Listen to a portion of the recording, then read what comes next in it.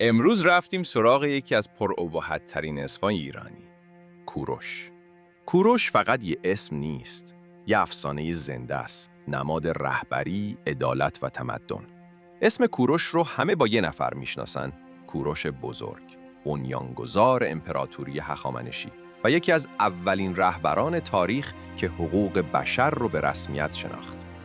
تو منشور کوروش نوشته شده من به مردم آزادی دادم، دینشون رو عوض نکردم، ویرانی ها رو ساختم و ظلم رو پایان دادم.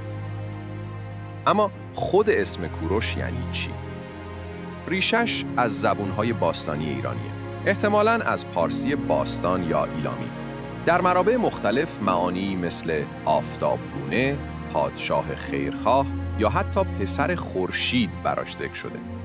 اسم کوروش از همون قدیم تا الان همیشه سنگین و محترم بوده. یه اسم شاهانه با پرستیژ بالا که توی ذهن همه موندگاره. و فراموش نکن وقتی میگی کوروش فقط یه اسم صدا نمیزنی، داری تاریخ رو صدا میزنی.